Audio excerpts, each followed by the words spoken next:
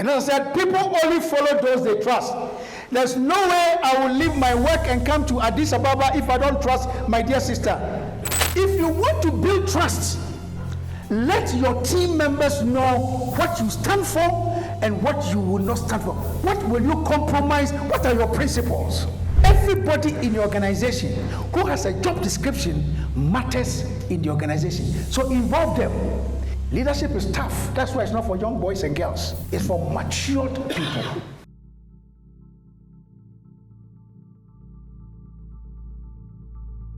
I want to show you 6 important strategies to build trust.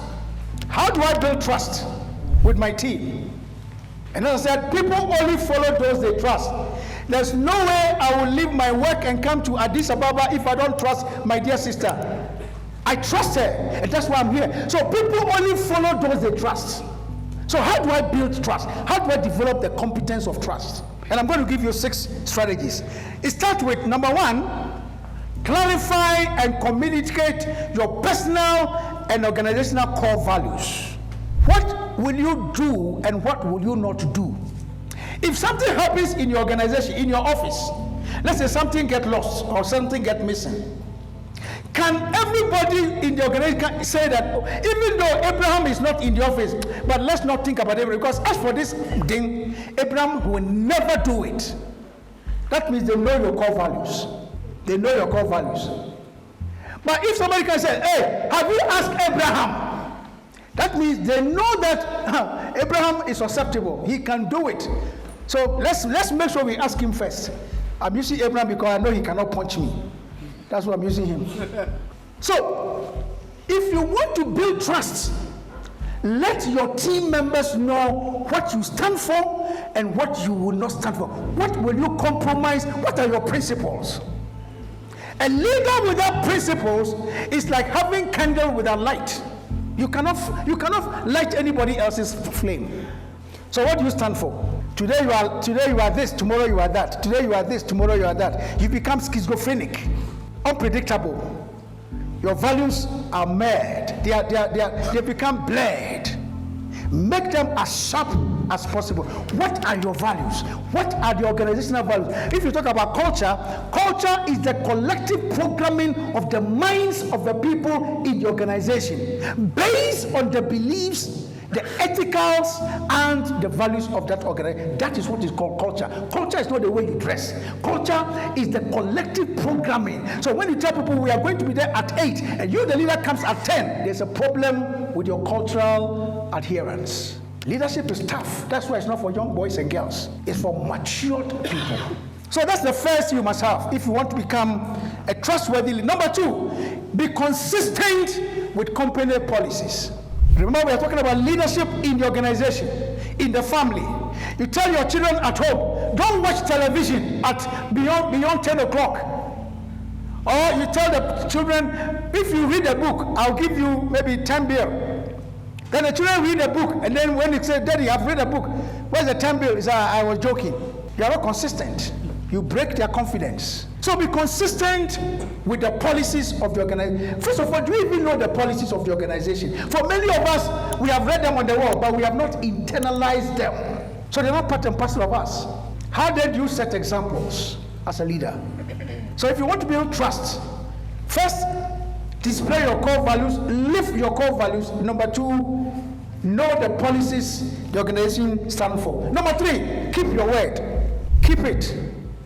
Make your word a bond. Your word is a display of your internal content. You cannot speak what you don't know. Once you know it, make it your bond. And once you utter it, don't be a flip-flop. Number 4, ensure communication is open and honest. Make it honest when you're communicating with your people. Communication comes from 2 words, common and union. That's how you get the word communication, common and union. So when you are leading people, ensure that whatever you are saying, all of you are on the same page.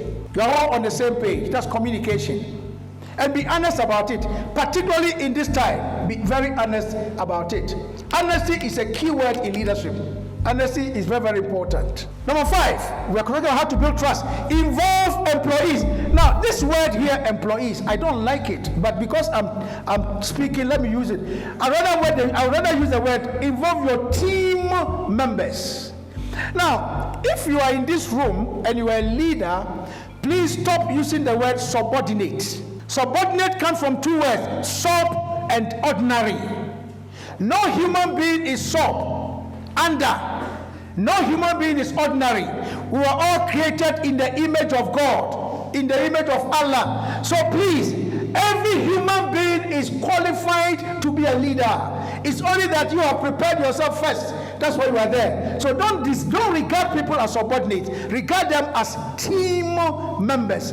How do you feel if you have a board meeting in your office and the previous day the cleaner did not come to clean the food they ate in the boardroom and you didn't know?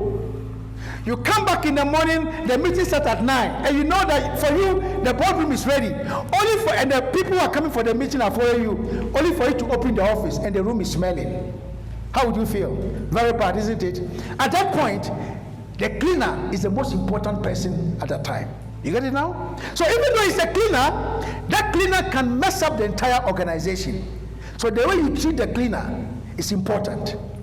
And for those of you who have drivers, there are many of you who have had drivers for 10 years, you don't even know the date of birth of your driver.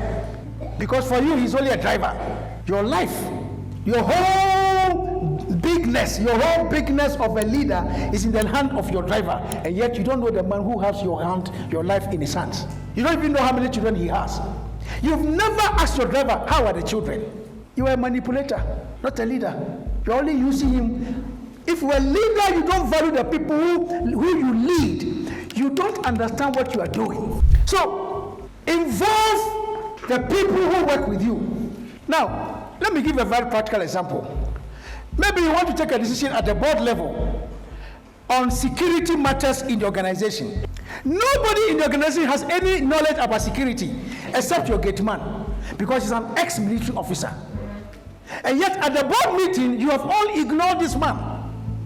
And you are sitting in the boardroom taking security decisions, only for you to spend millions of, well, I don't want to use dollars, millions of shillings or millions of bill, and then it becomes a fiasco. And then one day you are talking and the security man said, oh, and then you ask the security man, sir, you don't even say sir, you say, okay, something. The security man said, oh, is that a problem? Oh, sir, you should have done A, B, C, and D. And you realize that the solution you were looking for was in the head of the security man, but you have spent millions because you refuse to involve the security man because he's not a board member. Do you understand the point I'm making here? I give another practical example. I did a training program for a hotel, and they had a serious problem with people were stealing soap. They had what we call like a steam or sauna, and people come, they use a very expensive soap. So anytime they put it there, people take it away. And so they were discussing how they can solve it. Management met, they had 3 sessions of meetings, they couldn't solve it. It was a cleaner who came and said, sir, if we want to solve this problem, next time let's not put the soap in the room like this. Let's open it and put it there. Let's remove the tap. And that's how they solved it. Because people will not steal the soap in the bottle without a top. It will pour. And that's how they solve the problem. Meanwhile, managers with PhD degrees, they didn't understand how to solve it. Because they ignored the cleaner when they were making a decision. Please, everybody in your organization who has a job description matters in the organization. So involve them if you want to build trust with them. Am I helping you? Very, very important. Number 6, trust employees and delegate. Trust team members and delegate. Why do you have to delegate? That's how you build competence. Please, delegate. You are not Methuselah. One day you go and leave. After all, you will die one day. So why don't you build the competencies of those below you so you can be proud and say, I built him, I developed him, I trained him. Can anybody point to you and say, if it had not been you, I wouldn't have been where I am today? That is leadership. Impact lives. This is how you build trust.